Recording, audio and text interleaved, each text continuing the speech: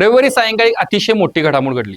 TMC मधील 19 बंडखोर खासदार आता nationalist citizen party of India नावाच्या त्रिपुरामधील एका फारशा परिचित नसलेल्या अज्ञात पक्षात विलीन होणार आहेत। या बंडखोर गटाचे नेतृत्व करणाऱ्या खासदार काकोली घोष दस्तीदार यांनी रविवारी संध्याकाळी ही अधिकृत घोषणा केली आणि त्यानंतर एनडीए सरकारला पाठिंबा देणार असल्याचे स्पष्ट केले।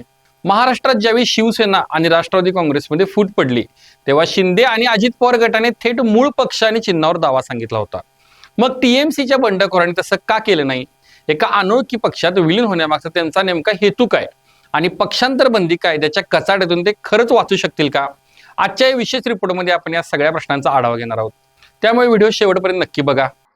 बाबा खूप बोर होतंय, काहीतरी नवीन फ्रेश ऑर्डर करा ना। माझ्याकडे एक सरप्राईज आहे। गोकुळचा आस्वाद परंपरेचा गोकुळ आईस्क्रीम सोबती प्रत्येक क्षणाचा गोकुळ आईस्क्रीम। नमस्कार, मी हर्षवर्धन भोसले, सकलम मध्ये आपले स्वागत आहे। सुरुवातीला आपण समजून घेऊया की रविवारी दिल्लीत नेमकं काय शिजलं। बंडखोर खासदार काकोली घोष दस्तीदार यांच्या नेतृत्वाखाली या गटाने रविवारी सायंकाळी आपला निर्णय जाहीर केला। या निर्णयामुळे टीएमसी मध्ये उभी फूट पडल्याचे आता स्पष्ट झाले आहे। कोलकात्याहून दिल्लीत आगमन झाल्यानंतर या बंडखोर खासदारांनी थेट केंद्रीय मंत्री भूपेंद्र यादव यांचे निवासस्थान गाठले। तिथे सुमारे तासभर त्यांची खलबते चालली। सूत्रांच्या माहितीनुसार या बैठकीला 12 खासदार प्रत्यक्ष उपस्थित होते आणि आणखी 2 खासदार त्यांच्या संपर्कात आणि सोबत असल्याचे समजते। बंडखोर नेत्या काकोली घोष यांनी मात्र एकूण 19 खासदार विलीन होणार असल्याचा दावा केला आहे। या गटाने लोकसभा अध्यक्ष ओम बिर्ला यांच्याकडे सोमवारची वेळ मागितली होती, पण भूपेंद्र यादव यांच्या घरून निघाल्यावर संध्याकाळीच हे खासदार थेट ओम बिर्ला यांच्या निवासस्थानी पोहोचले आणि आपल्या गटाच्या प्रादेशिक पक्षातील विलीनीकरणाची अधिकृत माहिती आणि पत्र अध्यक्षांना दिले। पण इकडे ममता बॅनर्जी शांत बसणाऱ्यातल्या नाहीत। बंडखोरांच्या या हालचाली सुरू असतानाच ममता बॅनर्जींचे निष्ठावान खासदार कीर्ती आझाद आणि खासदार सागरिका घोष यांनी या बंडखोरांच्या आधीच लोकसभा अध्यक्ष ओम बिर्ला यांची भेट घेतली आणि त्यांना एक निवेदन दिलं। सागरिका घोष यांनी स्पष्ट केले की तृणमूल काँग्रेस हा पक्ष अविभाज्य आहे। संविधानाच्या आणि कायद्याच्या विरोधात जाऊन लोकसभेत असा स्वतंत्र गट स्थापन करण्याचा कोणताही प्रयत्न बेकायदेशीर आहे। आता तुमच्या मनात हा प्रश्न आला असेल की हे खासदार भाजपमध्ये किंवा एखाद्या मोठ्या पक्षात न जाता nationalist citizen party of India मध्ये का गेले? मुळात हा पक्ष काय आहे? तर nationalist citizen party of India हा त्रिपुरा राज्यातील एक अत्यंत छोटासा आणि फारसा परिचित नसलेला प्रादेशिक पक्ष आहे। राष्ट्रीय राजकारणात या पक्षाचे कसलेही अस्तित्व नाही, तरीही टीएमसीच्या बंडखोरांनी या पक्षाची निवड का केली? यामागे एक अत्यंत हुशार राजकीय चाल आहे।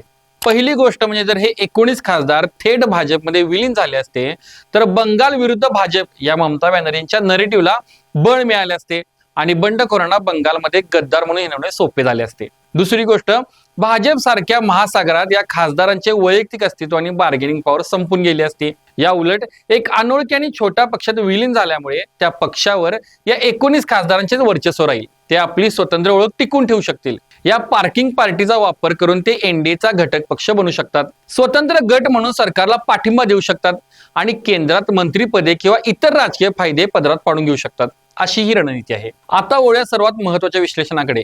जे महाराष्ट्रात घडले ते बंगालच्या बाबतीत का घडलं नाही? जेव्हा शिवसेनेत फूट पडली तेव्हा एकनाथ शिंदेनी दुसऱ्या पक्षात विलिनीकरण न करता थेट आम्हीच शिवसेना आहोत असा दावा केला। अजित पवारांनीही राष्ट्रवादी काँग्रेसच्या बाबतीत तेच केलं। मग टीएमसीच्या खासदारांनी टीएमसीवर दावा न ठोकता विलिनीकरणाचा मार्ग का निवडला? याचं उत्तर दडले सुप्रीम कोर्टाच्या एका ऐतिहासिक निकालात। कालच टीएमसीचे राष्ट्रीय सरचिटणीस आणि ममता बॅनर्जींचे भाचे अभिषेक बॅनर्जी यांनी लोकसभा अध्यक्ष ओम बिर्ला यांना एक सविस्तर पत्र लिहिले आहे। या पत्रात अभिषेक बॅनर्जी यांनी महाराष्ट्रातील उद्धव ठाकरे विरुद्ध एकनाथ शिंदे या शिवसेनेच्या प्रकरणातील सर्वोच्च न्यायालयाच्या निकालाचा थेट दाखला दिला आहे।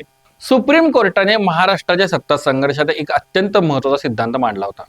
कोर्टाने स्पष्ट केलं होतं की फक्त संसदीय पक्ष किंवा विधिमंडळ पक्ष म्हणजेच खासदार आणि आमदारांचा गट फुटला म्हणजे मूळ राजकीय पक्ष म्हणजेच ओरिजिनल पॉलिटिकल पार्टी फुटत नाही। केवळ तुमच्याकडे 2/3 आमदार किंवा खासदार आहेत म्हणून तुम्ही मूळ पक्ष किंवा पक्षाच्या चिन्हावर दावा करू शकत नाही। राजकीय पक्षाची संघटनात्मक बांधणी कोणाकडे आहे हे पाहणे कायद्याने बंधनकारक आहे आणि अभिषेक बॅनर्जींनी नेमके याच मुद्द्यावर बोट ठेवले आहे।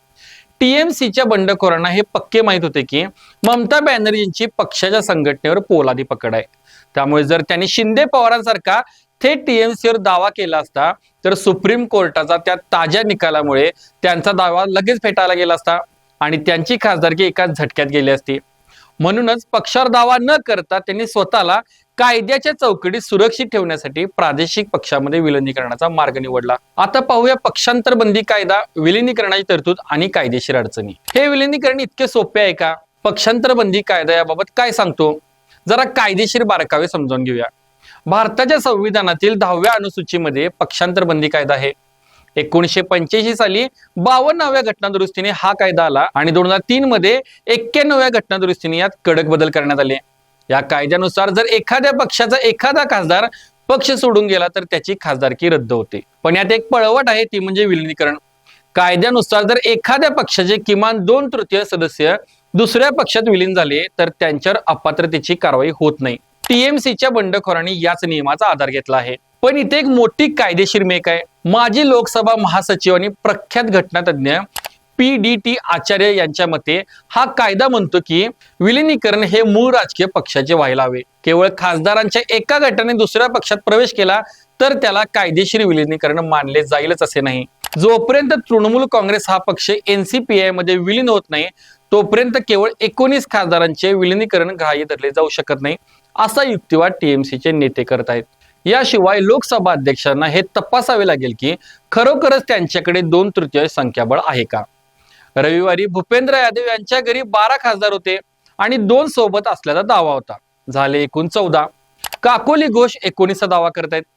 जोपर्यंत हे संख्याबळ लोकसभा अध्यक्षांसमोर प्रत्यक्ष सिद्ध होत नाही तोपर्यंत हा गट सुरक्षित नाही. अभिषेक बॅनर्जी आणि सागरिका घोष यांनी स्पष्ट केले आहे की संविधानानुसार पक्षाच्या आत असा वेगळा गट तयार करण्यास कोणतीही मान्यता नाही. त्यामुळे हा कायदेशीर लढा आता अत्यंत गुंतागुंतीचा होणार आहे. मग आता पुढे काय होणार? चेंडू आता पूर्णपणे लोकसभा अध्यक्ष ओम बिर्ला यांच्या कोर्टात आहे. जर टीएमसीने या बंडखोरांविरुद्ध अधिकृतपणे अपात्रतेची याचिका दाखल केली तर लोकसभा अध्यक्षांना निर्णय घ्यावा लागेल की हे विलिनीकरण वैध आहे की हा पक्षांतराचा बेकायदेशीर प्रकार आहे. अर्थात अध्यक्ष NDAचे असल्याने आणि बंडखोरांना भूपेंद्र यादवांसारख्या केंद्रीय मंत्र्याचे पाठबळ असल्याने सुरुवातीला बंडखोरांना दिलासा मिळण्याची शक्यता नाकारता येत नाही. पण हे प्रकरण इथे थांबणार नाही. अभिषेक बॅनर्जींनी लावलेली कायदेशीर फिल्डिंग पाहता हे प्रकरण थेट सर्वोच्च न्यायालयात जाणार ही काळ्या दगडावरची रेष आहे आणि तिथे मूळ पक्ष विरुद्ध विधिमंडळ पक्ष यावर मोठी न्यायालयीन लढाई पाहायला मिळेल. राजकीय दृष्ट्या पाहता ममता बॅनर्जींसाठी हा खूप मोठा धक्का आहे. ममता दिदींच्या पक्षात अशी उभी फूट पडणे हे आगामी वाटचालीसाठी टीएमसीचे खच्चीकरण करणारे ठरू शकते. बंडखोरांचा गट NDA मध्ये गेल्याने संसदेत सरकारची ताकद वाढेल. पण बंगालच्या रस्त्यावर मात्र आता खऱ्या अर्थाने राजकीय युद्ध भडकणार आहे. महाराष्ट्राने जे राजकीय नाट्य गेल्या काही वर्षात अनुभवलं त्याच नाटकाचा हा दुसरा अंक आता दिल्ली आणि बंगालच्या रंगमंचावर सुरू झाला आहे.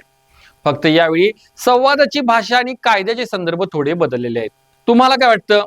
टीएमसीचे बंडखोर खासदार कायद्याच्या कचाट्यातून वाचतील की सुप्रीम कोर्टात त्यांची खासदारकी रद्द होईल? तुमचं मत आम्हाला खाली कमेंट बॉक्समध्ये नक्की सांगा. व्हिडिओ आवडला असेल तर लाईक करा आणि जास्तीत जास्त शेअर करा. भेटूया पुढच्या व्हिडिओमध्ये लवकरच. धन्यवाद.